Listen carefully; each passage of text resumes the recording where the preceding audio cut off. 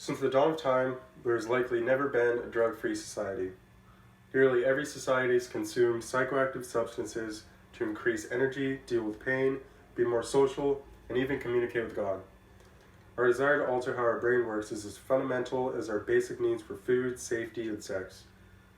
I think the challenge we face today is how can we learn to live harmoniously with drugs so that they can cause the least possible harm and possibly even some benefits.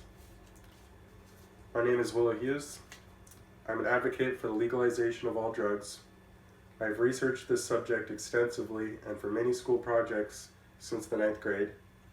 I've seen and experienced many aspects of how drugs and the war against them have negatively affected the world and the people around me.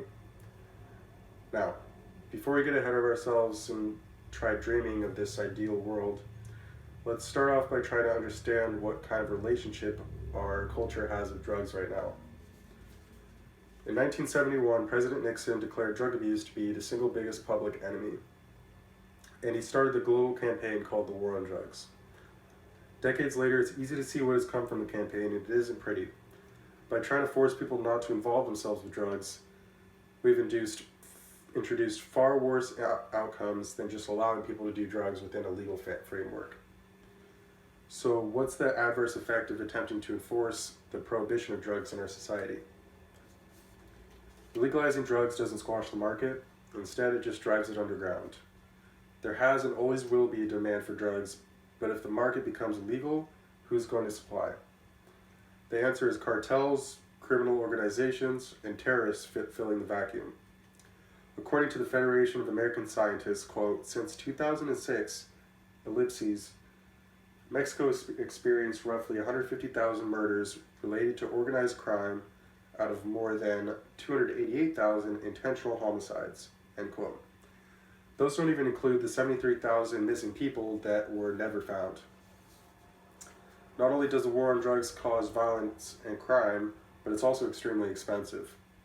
According to drugpolicy.org, it is estimated that the, quote, amount spent annually in the U.S. on the war on drugs is 47 plus billion. This money is spent mainly on enforcement of these laws and the notoriously expensive ways prisons are run in America. Even though the United States only accounts for 5% of the world's population, our prison population accounts for 25% of the world's prison population. SentencingProject.org states that, quote, the number of people incarcerated for drug offenses in the U.S. skyrocketed from 40,900 in 1980 to 452,964 in 2017, end quote. This huge prison population is extremely expensive, costing taxpayers around $80 billion yearly, with the biggest slice of the pie being drug offenses. Police enforcement of drug abuse is also very expensive. The U.S. National Library of Medicine states that, quote, between 1992 and 2008, state and local expenditures on police doubled, from $131 per capita to $260 per capita, end quote.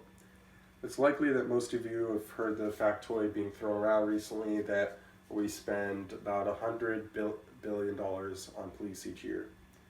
The primary reason we spend so much more than other countries on our police is because of drug enforcement laws that aren't very good at solving the drug abuse issue.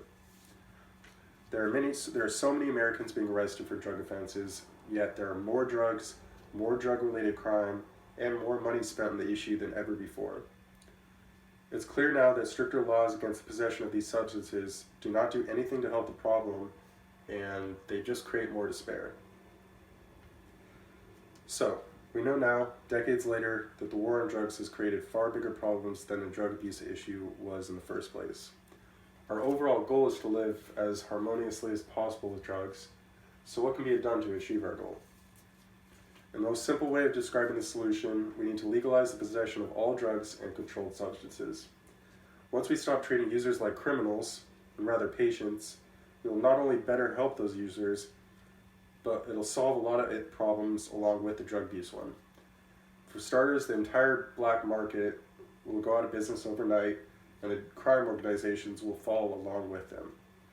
There will be safe ways to get morally and chemically clean drugs, and then nobody will be buying drugs from people that get drugs from cartels, crime organizations, etc.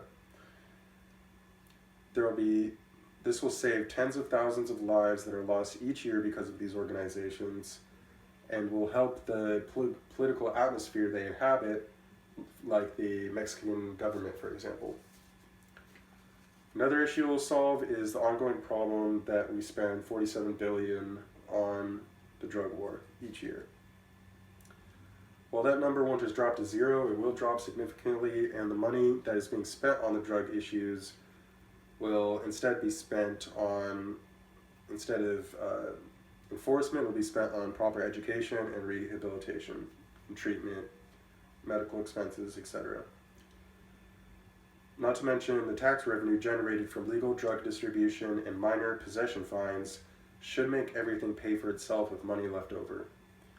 For example, according to CPA Accounting Institute of Success, California's total tax revenue from marijuana sales in 2019 was $623.3 million, not billion.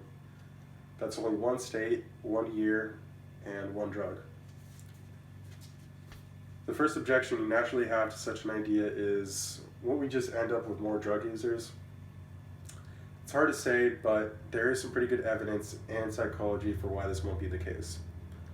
Firstly, if you look at other countries that have gone through with similar drug legalization, their drug use rates have actually either stayed the same or dropped.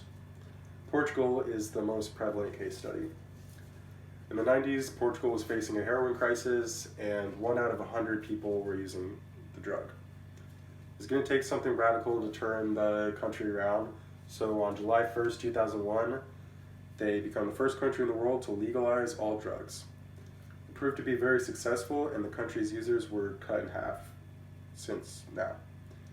As of 2017, there are 6 drug-related deaths per million in Portugal, while in the US, there's 185 drug-related deaths per billion. Another reason we won't have more drug users is the psychological reason. If you're a person that's going to use heroin, it being illegal is not going to stop you. Anyone that's at the point in their life where they decide they're just going to use heroin, they're not just going to be like, oh, it's illegal, I guess I shouldn't use heroin then. They're going to use it anyways. Now that we have an idea of what our best bet for solving the drug issue is, or the drug crisis/war is, what would an ideal world where drugs are legal look like? Also, what supporting policy and laws will need to be adopted with the rollout of this legislation?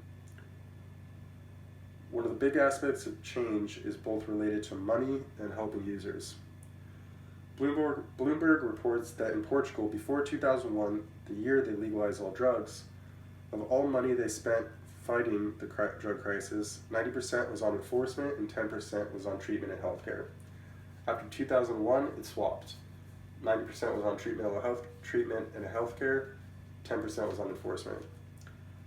Portugal was very successful with these changes, and we can learn from what they've done.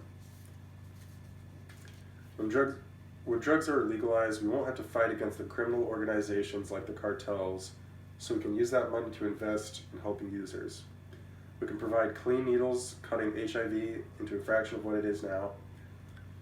There will barely be any drug overdoses anymore because it'll actually say on the box how powerful the substance is.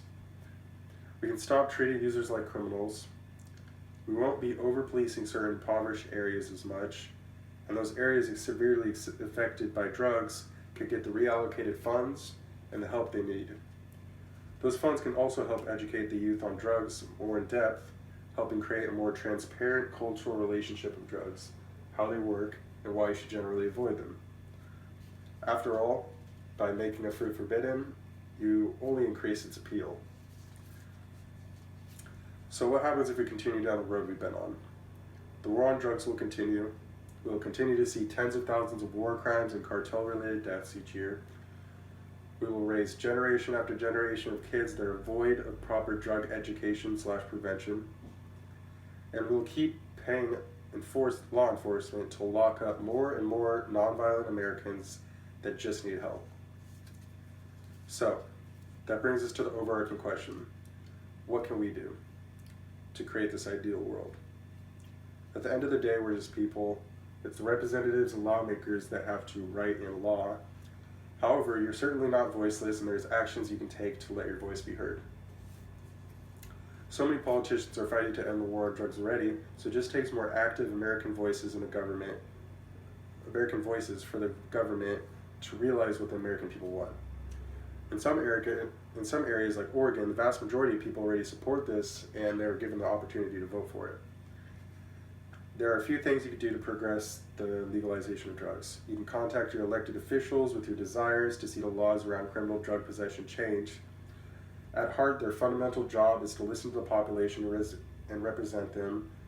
So if they realize that people want to see the war end, legislation will be written. Another thing you can do is donate to the Drug Policy Alliance. Their goal is solely to connect people in the fight and to help see laws passed to end the war. So there's going to be a link in the PowerPoint if you want to do that. Change is very achievable. We don't have to continue to spend $47 billion yearly on an unwinnable war against ourselves. We don't have to keep watching as terroristic organizations wreak havoc on regions all over the world. And most importantly, we don't have to continue to turn our back on fellow Americans that just need help and they don't need to be put in a cell. The Drug Policy Alliance said it best, quote, "You can help promote drug policies based on science, compassion, health, and human rights. Join the movement today," end quote. Thanks for your time.